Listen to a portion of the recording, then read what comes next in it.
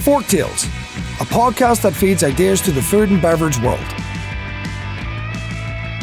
Forktales is brought to you by Vigor, a branding and advertising agency focused on the restaurant and hospitality industry, and by Quench, a food and beverage advertising agency that specialises in evolving iconic food and beverage brands. Learn more, visit vigorbranding.com and quenchagency.com.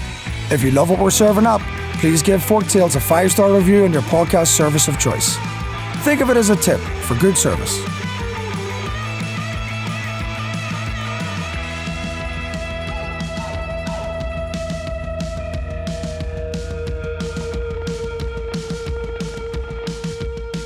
Hi, today on Forktales, we are joined by Curtis Chin. Curtis is a writer, a filmmaker, an activist, and an author of the memoir, Everything I Learned in a Chinese Restaurant.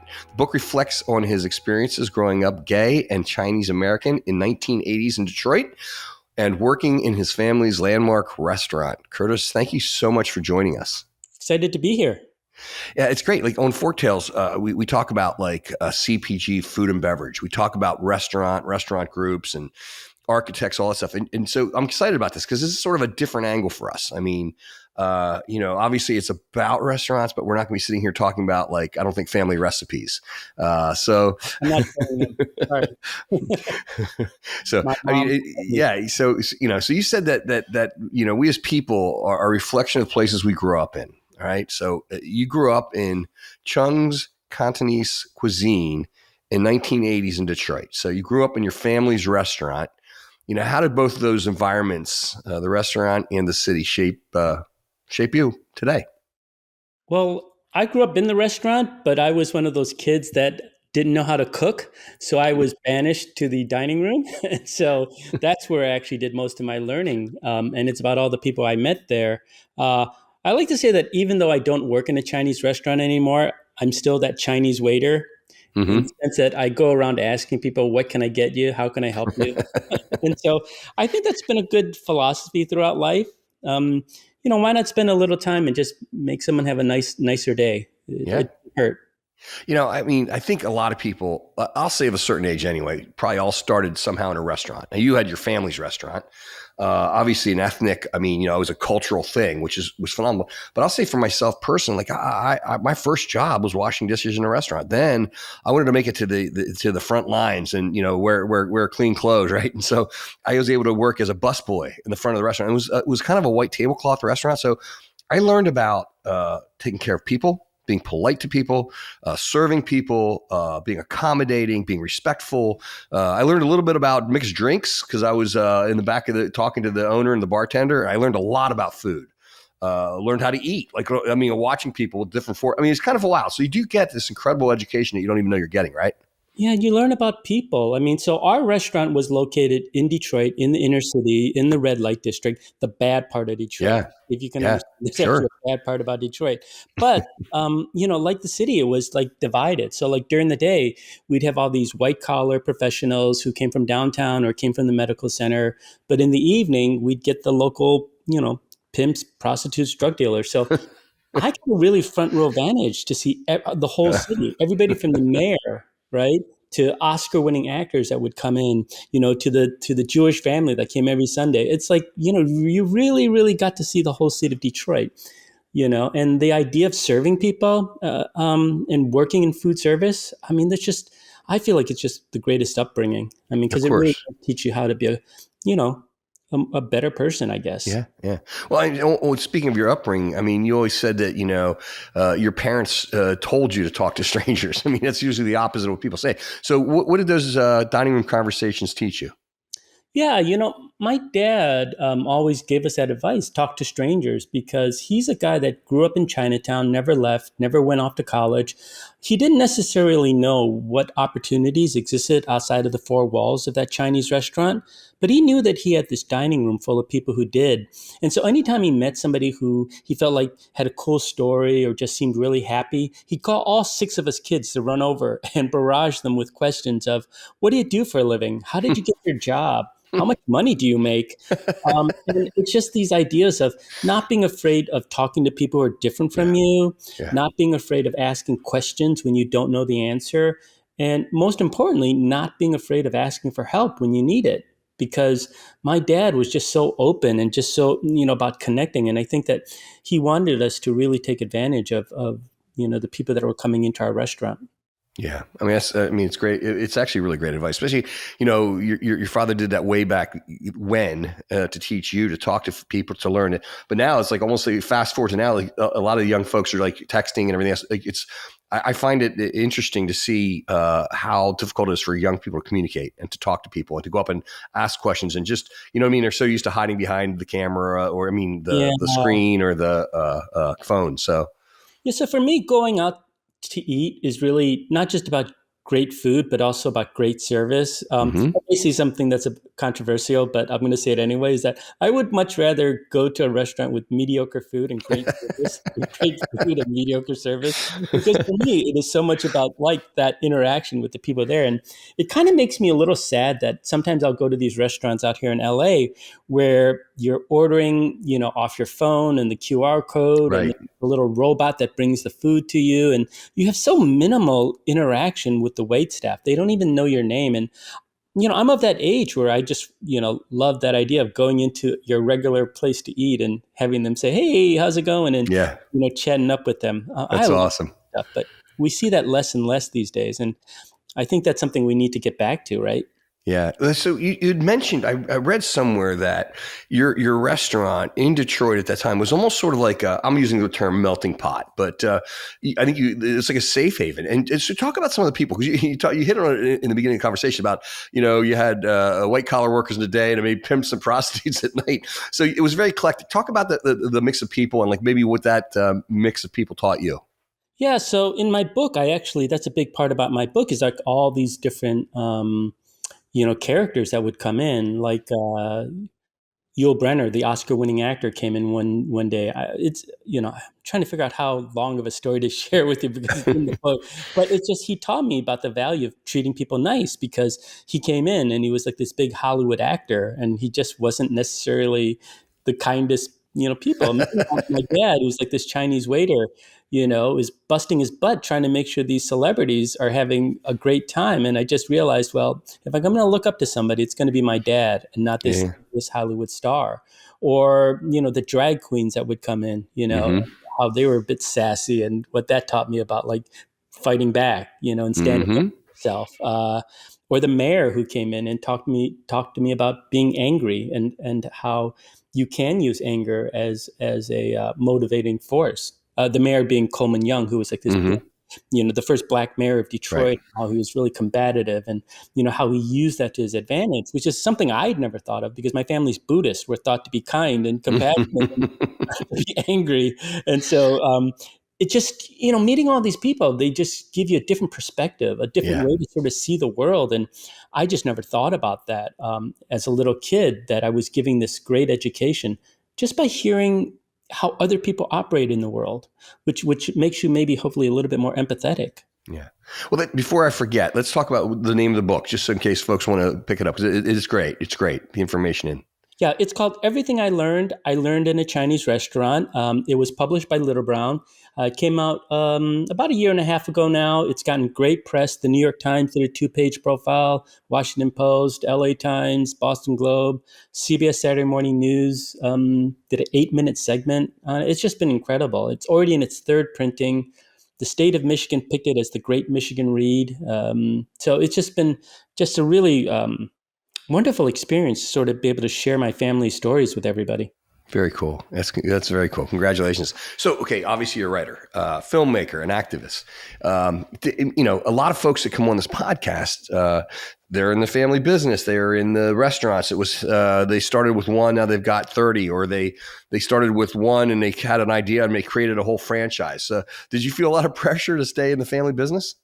Oh, I wish my dad were like that. It would be great if like 30 or 40, franchise or whatever. And you know what? So let me tell you a little bit about the restaurant. It was actually founded by my great grandfather in 1940. Wow.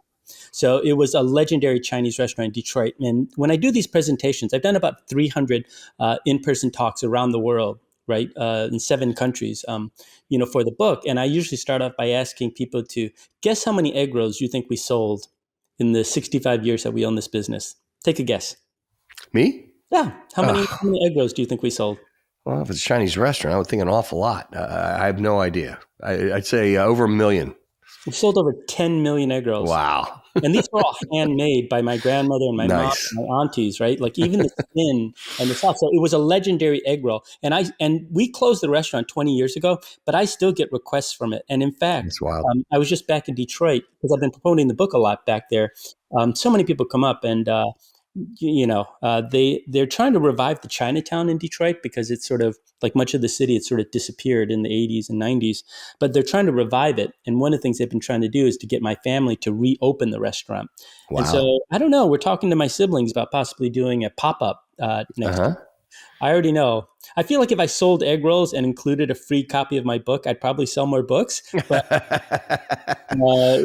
Hey, another angle could be a lot of companies, a lot of folks we work with, they'll have a restaurant, and it could be just one restaurant like yours, but yes, they're really known for something phenomenal, like your egg rolls, and they end up going the CPG route, where they end up like making these egg rolls fresh or whatever, partially baked or cooked. And then they freeze them, and becomes that's a very interesting, especially. I'm sure there's still a lot of halo from your brand and your family's restaurant that would oh yeah, follow that product. It's kind of yeah. interesting. Yeah, I mean, if anybody's interested in reaching out to me, I'd be happy to talk to them. But back in the day, we actually were approached by the airlines, the Mm-hmm. companies, but I think they were looking more at our cookies, that because my grandmother also made the cookies because they're pretty famous for that as well. But yeah, I'm open to these things. I mean, I grew up in that restaurant. Whether or not I would have continued and taken over the family business, I always loved being there, but I also loved writing. And so I Mm-hmm. wanted to pursue that career. Now that I've had some success and, I've, gotten that out of my system, I just finished another film for PBS. I've had a really, really great run. I sometimes think like, well, is there a way to sort of like reconnect with that Chinese restaurant past and bring that back into my life? Mm-hmm. So I don't really know. I'm open to it. And that brings up the question, can you ever go back? Right. Yeah, that's right. Well, it's cool because you talk a lot about the restaurant and the impact. So, I mean, in your book, it talks a lot about growing up Chinese American and gay in Detroit during the '80s, and a very tumultuous time in Detroit. How did food help you navigate your cultural identity growing up? Yeah, I mean, Detroit in the 80s was really rough. I mean, you had the auto industry that was really, you know, taking a lot of shots. You had crack cocaine, you had AIDS. Mm-hmm. I knew 5 people murdered by the time I was 18 years old. Wow. But despite that, I feel like I had the greatest childhood because of this wonderful Chinese restaurant Mm-hmm. where my parents were able to raise me and my 5 siblings. And we didn't have a lot of money. I mean, it was tough. I mean, with such a big family and Detroit going through such hardships. But the one thing that my family always made sure we had enough of was food, right? They never denied us anything. Yeah. With that said, like, eat whatever you want on the menu. Sometimes my siblings and I would like to eat the lobster, which my Mm-hmm. grandmother would get pissed off. She's like, you can't eat that. That's the profits. Come on. But my parents are so generous. They'd be like, no, we'll just do it behind grandma's back. Just Yeah, like, there you go. eat your dish, and she won't get mad at us. But yeah, so food and that idea of cultural identity, because my family's been in this country since the 1800s.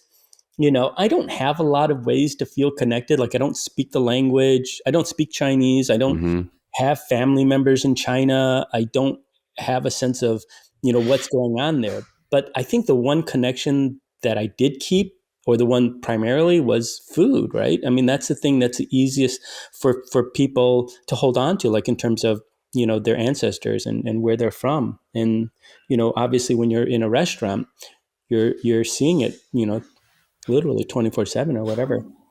Yeah, that's very, very, very interesting. So you think, and it's kind of interesting too. I mean, like the whole the ethnic thing with restaurants, and like my wife is Greek, so she grew up with restaurants Oh, and first generation, and just and food is love, like, right. So I think for a lot of immigrants, when they came, it's like they started out, they started with nothing, they worked really hard, probably like your grandmother, right? And food was really the priority at the end of the day. Like, you want to make sure everyone, the kids were fed and the family was fed. Money, yeah, we need money, sure, but food, So it's kind of funny how you say that, like your parents always eat what you want, have what you want. I mean, it's a. Well, in a lot of Asian cultures, you don't greet people by saying hi. You greet them by saying, "Have you eaten yet?" Mm-hmm. Is, Mm-hmm. and so I think that actually does say something about it. But in terms of the idea of Greek diners, Detroit has a lot of them, Oh, and sure. I've been approached by so many people, not just Greek but also Polish or Mexican, who say like that restaurant experience is the exact same one that I had.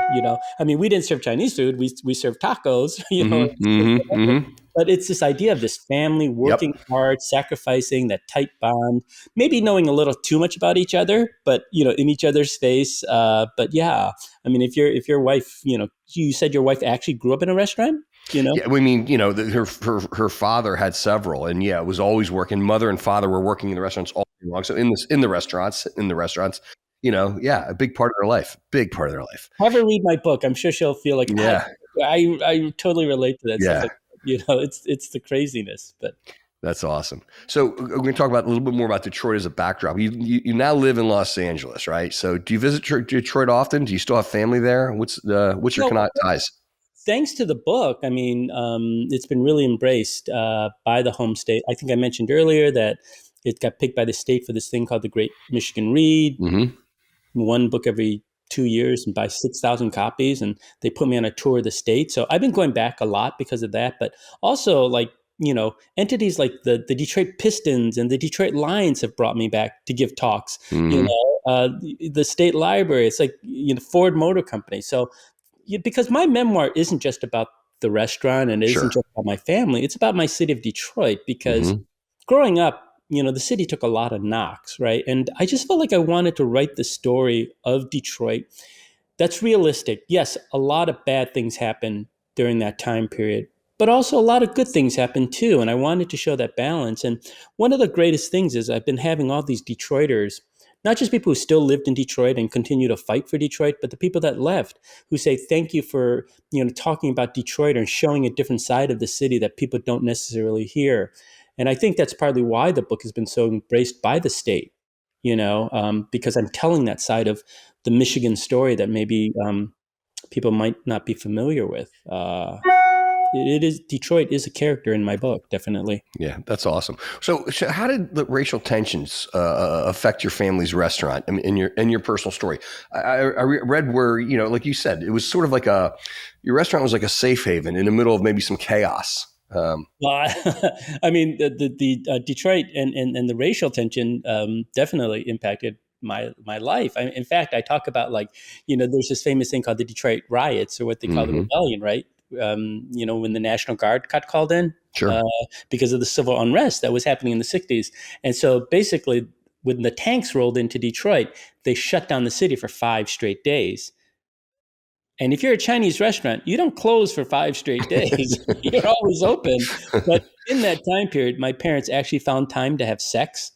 And so 9 months later, I was born to a riot baby. And so That's there's a funny. direct correlation That's great. between racial tension in Detroit and my birth, Yeah. because without that, I probably wouldn't be around. And so that's why Riots in your DNA. it's in my DNA. It kind of is, right? Detroit is a divided city, Yeah. whether you're talking about black and white or rich and poor, Right. Jewish, Christian, whatever. Like there's this famous street there called 8 Mile Road, which really divides the city. And when you've had to navigate that your whole life, you understand that, life is this balancing act of trying to bring two sides together, and being not black and being not white. I got to see both sides of the argument, between the Mm-hmm. two different sides, and trying to figure out, well, how do you bring these two sides together? One of the reasons I wrote this book is because I just felt like this country is very divided right now. We have these little silos where we don't talk to each other. Mm-hmm. But Chinese restaurants are actually one of the few places where you can go in and see someone from a different race or Mm-hmm. class, and maybe if you just leaned over and asked the person next to you, like, what are you eating? And you just have these little conversations that maybe this is how our country heals ourselves, right? Mm-hmm. Maybe just, I know it sounds stupid, but like, maybe even just this idea of making small talk over food is a way of getting us to get along with each other. And so, I said to my agent, I was like, I'm pitching the book as come for the egg rolls, but stay for the talk on racism. Because, these are very important issues, and I don't want us to skirt them, but we've got to be able to talk about it in a Yeah. way that actually brings us together and makes us feel like we understand each other a little bit better. And I Yeah. think that that's one of the advantages of being Asian American, because we're not of the dominant white community. We're also not, Black. We don't have either experiences. We can see both sides in some ways. So maybe we can use that. It's really interesting, and you're making me think a lot about this because, do you think do you think restaurants in like a working class city like serve a different role than those in the wealthier places? Like, you're in LA now, right? So you go downtown LA, all these great restaurants and all that, but like compare that to say your parents' restaurant in Detroit and where it was located. I mean, they really, they sell food, but they really do serve almost two different needs, don't they?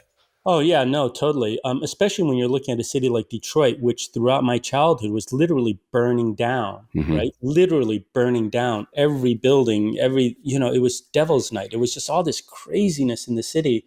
And I actually, when I'm a first generation college kid, right, which means that I went off to Michigan, Ann Arbor, and leaving my parents behind at the restaurant was really traumatic in some ways. I used to have all these nightmares that my parents would get, murdered, at work, and I always knew that my parents were sacrificing and putting themselves in harm to create a better life for me and my siblings, right? But what I didn't realize that my parents were also creating a better life for the people of Detroit, because so many of the businesses were closing. So many of the favorite restaurants were like shutting its door. And my parents worked really, really hard to create that space where Detroiters could come in and feel like they had a nice, safe meal. And I think that's just something we don't think about, the way these small, family restaurants really do. They're the glue to a lot of communities, right? Yeah, there's no question. Yeah, those people that are behind them are as much community organizers and as much as like civic leaders as politicians or activists or whatnot, because they're actually doing the hard work of getting people to come together. Yeah, I can completely relate in two different scenarios. One, my brother-in-law, Greek, has a restaurant in a town, and it truly is the community center. It's the same people like kind of joking with each other on the same nights. They come for the same food or the same lunch. I mean, it's just it's a community center, and it's pretty phenomenal because of that. It's pretty special. And to the point of what I'll say these smaller restaurants in these communities serve. I mean, it really does serve that. It's a meeting place for these folks. Yeah, and these days people eat by themselves a lot more. They're getting DoorDash at home. They're not seeing other people. But you know what? You got to go out to a restaurant. You got to sit in and eavesdrop on the table next to you. You got to see the people coming in to see what's going on in your local community. Yeah. And that's how you feel connected to people. But I feel like, again, we're creating these little silos. And, and they even talk about this, like, because my other career is writing and film and TV. It's like, in the old days when I was a kid, you'd watch TV together as a family, right? Now you just watch on your own little screen. Yeah. And we need to find these spaces where we're actually interacting with each other more, because I think that's what will heal this country, right? Like finding these moments where we're actually engaging with each other. And I don't know how to do that, but I think restaurants are part of that solution. I think you're right. You bring up a really interesting point, because I was thinking about the other example I have is there's this place in the middle of nowhere, and it's a little mountain town. There's probably about 10 to 12 homes on the main street. There is only one street, and there's a little restaurant there, and it's like Norman Rockwell. It's like jumping back in time. And I love it because the people know me, and I feel like, and I travel like you. I travel the country. I've eaten at the nicest restaurants and all that. This is just simple, as basic as it can get. But as I think about it, it's really a lot of older people, even in my brother-in-law's restaurant. So to your point, I mean, I hope that is part of the future. I hope that is a part of bringing people together, and not I hope we're not heading into a different, a DoorDash siloed, watching one screen lifestyle, Yeah. Chinese restaurants are going to save America. I love it. All right. So your book's laid out like a restaurant menu. You have appetizers, soup, specials, desserts. Talk about the format, and what's your favorite course or chapter of your book? Well, I wanted to have fun with this book, right? So in addition to laying it out like a menu, the opening line is "Welcome to Chung's." Is for here to go.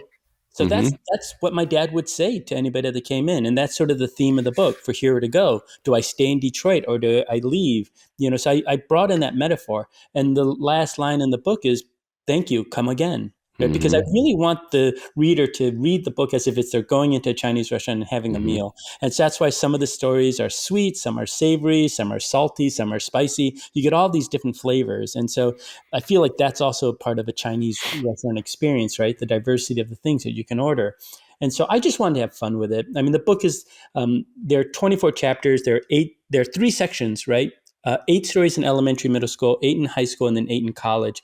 And 888 is good luck to Chinese people. So all these little fun little things Nice. that I try to do secretly that is like, oh, if you know, you know, you Yeah. know. Yeah. So Well, one of our offices, in Philadelphia is, it's the Pavone Group, and we're right in Chinatown. We're like a half whoa. a block away, so it's fantastic. Oh Yeah, yeah, yeah, yeah. yeah. One of the things I did out of 300 tours that I did was I actually did about 30 Chinese restaurants where I would go in and instead of talking about my book, I actually interviewed the owners of That's the awesome. restaurant and found out their stories and what their favorite dishes are and what they're going through because so many of these Chinese restaurants are having a difficult time post COVID. I mean all restaurants are having difficulties, but I think maybe the aspect of there's a little bit of COVIDness, anti-Chinese, anti-Asian. Yeah, yeah. And a lot of these restaurants really do operate right on the margins, right? They don't have much fat, literally, Right. in terms of losing a few customers here and Right. there. And I think that's in some ways has made a negative difference, unfortunately. And so that's why so many of them are struggling. That's sad to hear. I guess I won't say it makes sense. I kind of forgot about that. But that's a shame. But and Chinese restaurants are woven into nearly every American town and city. So why do you think Chinese restaurants have such a unique place in American culture? Well, I think so I'm actually doing a lot of research on the history of Chinese restaurants. It's actually quite fascinating because Chinese restaurants were really the first restaurants that a lot of people went out to eat, right? Because as soon as Americans started getting disposable income or they had to start go out to eat, you're not going to go and eat at the restaurants that your mom or your dad can make the food, right? You're going to go to the most exotic place. So from that origins, that's why Chinese restaurants really took off. And I think the thing is Chinese restaurants are very, very adaptable, right? Even just the way you cook the dishes. And so I think that ability to do custom order helped them. But they've been very innovative. And I think that the way we as Americans eat food have really been shaped by Chinese restaurants. I mean, think about takeout delivery, right? Chinese restaurants. That's right. Open concept kitchens, right? Where you get to see what people are cooking. Chinese restaurants, because they used to say that we cooked rats and dogs. So we had this whole kitchen. You know what I mean? Like even the stupid little menus that are slipped underneath your door, like, custom ordering your dishes. All these things are pioneered by Chinese restaurants, right? So if you really take a step back and think about it, how do we as Americans eat our food? So much of it is, was shaped by these things, and obviously now the ingredients, the diversity, and all that's actually having a more direct thing. I mean, there are 40,000 Chinese restaurants. They say more Chinese restaurants than McDonald's, Burger King, Pizza Hut, and Taco Bell combined. You know what I mean? They really are everywhere. If you do the research and you find out like what is the most Googled type of food, it's Chinese food, right? Like all the orderings, everything. I mean, so yeah, we don't think about how ubiquitous it is, but Chinese food is really, really everywhere. I mean, What kind of misconceptions about the food, about the Chinese restaurants, are you hoping to dispel? I think one of the challenges that I would like to see happen with Chinese food is that people think of Chinese food as being cheap, and I have no problem with Chinese food being affordable because I think that's good and that's what makes it accessible. And I wouldn't want Chinese food to be thought of as high end and inaccessible to people. But I think that we have to appreciate a little bit more, partly because I think of the families that are running these Chinese restaurants. And like in the case of my family, over the summers, we worked 80 hours a week. It's really hard because the profit margins are so slim that it's a volume business. You make so little off of each dish that you just have to sell a lot of food. But if there's a way that you can just increase the price point just a little bit, maybe an extra 50 cents, an extra dollar, that would make such a big difference to that family and allow them, to have a break. right? To like be able to take a vacation, be able to not struggle so hard. And so I'd like to see us start thinking of Chinese food as not as a cheap meal, but as an affordable meal. Hmm. You know what I mean? I'm glad that it's still, broadly available to any class of people. I would Hmm. never want that to change, but we've got to find a way that so that the families are not struggling so hard, to maintain these businesses. Yeah, I mean, it's funny too because where we're located, it used to be easy to find good Chinese food, Mm, and I'm in central Pennsylvania now. Like when I'm in Chinatown in Philly, I mm. have no problem. I mean, it's Yeah. it's a mecca, right? But here, I mean, we really can't get good Chinese food, and it's really candidly quite a shame. Are you So by college?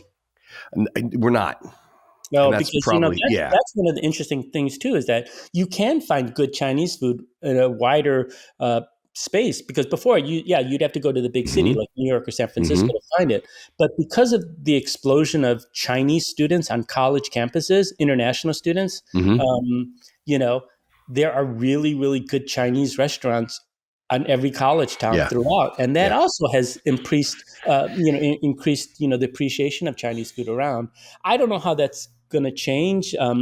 They've said that because the current government is clamping down on international students, that's had a trickle down effect where a lot of these Chinese American businesses are now suffering because those clients, customers, are no longer coming to the schools, and so Hmm. that's something we have to think about too. So we talked about your book, and it's quite entertaining and interesting. What else do you have planned? What else are you working on? What else can you let us in on? Well, I just finished another film for PBS about this wonderful artist named Warren King. He has a really fascinating background. His dad, they're from Taiwan. His family's an engineer. His dad was an engineer. Forced his son to go to MIT and then Stanford engineering. And then work in the family business. Warren hated his life, kept fighting with his dad.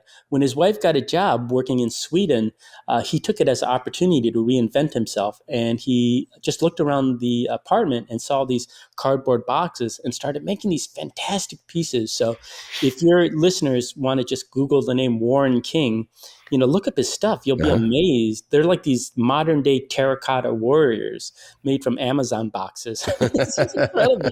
And so that's going to, I'm doing that I just finished that film for PBS. But the other thing that's more Chinese, well, I'm doing a memoir, the second part to my memoir, which is called Leftovers.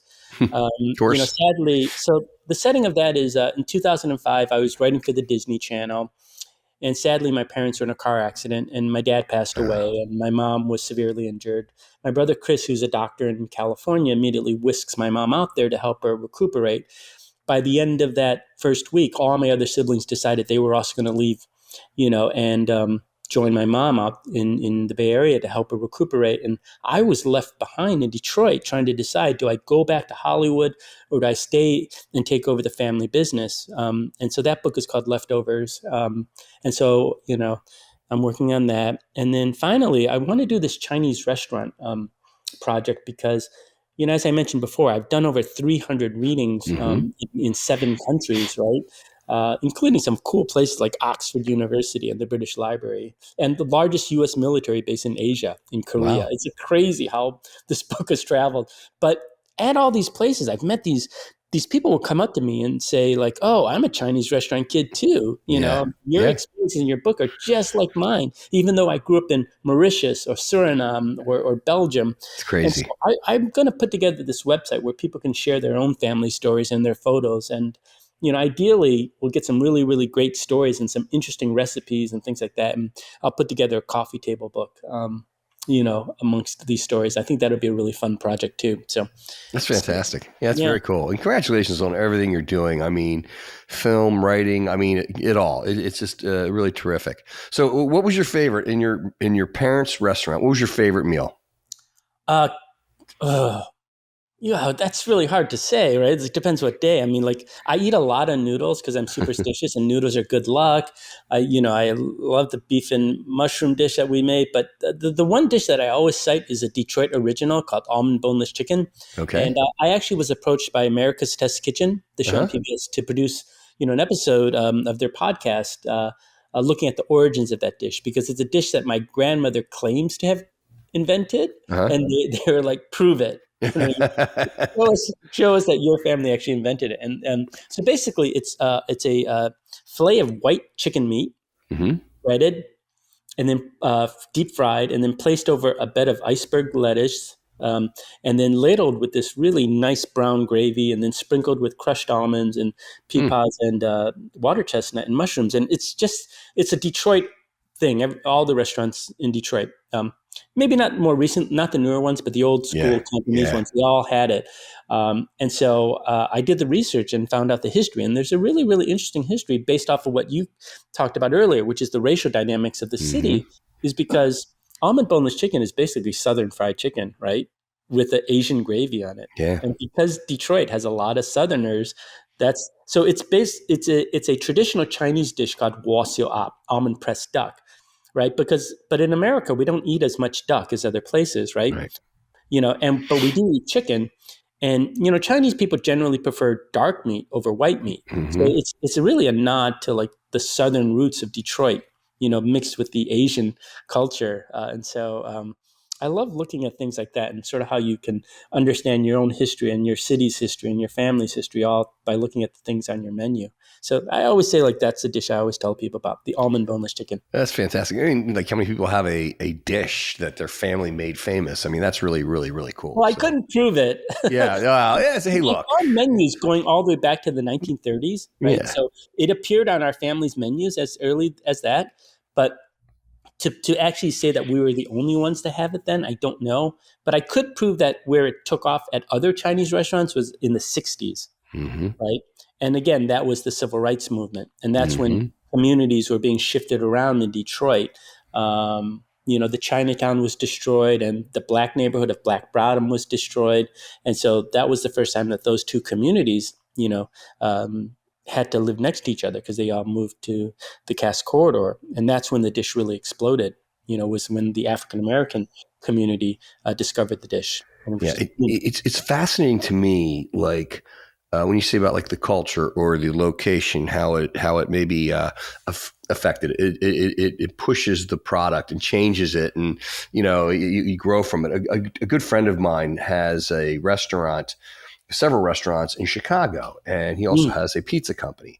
And it was really interesting because, if I ask you, what do you think the number one topping on pizza is, you'd probably say pepperoni, right? So, but in Chicago, the number one topping on pizza is sausage. And it goes back to his grandfather, because he had a little tavern where he was making pizzas in Chicago, but it was surrounded by a German neighborhood, and they liked sausage. And all he wanted to do was sell these guys beer and, give them something they like. So the sausage, and that became like a Chicago thing. A Chicago pizza has sausage. So anyway, just really interesting things, how ethnicities and different locations kind of mash up, and in marketing. Go ahead. I was saying the beauty of that story that you just shared is it food allows you to reach out to somebody else and say, I see you. Right. I know you. I see what you're interested in, right? And that connection is appreciated from that other person on that other side, right? Yeah, it's a very nice story. Yeah, it's kind of neat how it all works. He also told me that they have the round pizzas, but they cut them in little squares. And the reason they would cut the pizza instead of like in the pie shape, the reason they cut the squares is it fit on a number 9 napkin in the restaurant. So when, and they put extra salt on it so they would drink more beer. The profit. The profit margin was in the beer, so they just give them the free pizza slice on a napkin to get them to drink more beer. Anyway, so I thought he claim that they also invented the process of cutting them in squares. Is he claiming? Yeah, that's where it started, in the tavern. So because it fit on this number 9 napkin. Now it might be like your grandmother's story. Maybe we can't prove it out, but it's a fantastic story, and it actually makes a lot of sense. It's a Chicago thing. Yeah. Because Detroit does that too, right? And we get a lot of our cooking influence from the city of Chicago. Sure. Because it's the Midwest capital, right? Yeah, and so a lot of people end up in Chicago first and then migrate out to the smaller cities like Detroit or Milwaukee or whatever. So, I wouldn't be surprised. There's that connection. That's awesome. So now I have to ask you one last question. You kind of answered it on your family restaurant, but I want you to do. You're allowed to broaden your palate here. What is your last meal? What are you going to eat? Where and why? If you had one meal to pick. Oh, that's. I'm very superstitious, and we don't talk about last meals. That's not, but if you asked me, if you went to a Vegas buffet, what was the first thing you would grab? I always go to the prime rib station. Sorry. There you go. No, that's all good. Prime rib. I respect that. Yeah, but God, I just love food. I mean, but I always say, like, if I had a choice in life, I would live above a Chinese restaurant overlooking a canal. I don't know why canal. I just whatever. But yeah, food is great. I just wish my metabolism, had not disappeared a few years ago, because that food is probably the greatest joy, right? For so many reasons. No question. Mm-hmm. No question. Curtis, I got to tell you, it was fantastic. You're engaging. The story is amazing. Congratulations on all of your success. Obviously, you've got a lot of energy, and I'm sure you're going to continue to do great things. Oh, thank you so much. And thank you. Congratulations on the success of your podcast, too. Yeah, thanks a lot. Appreciate having you.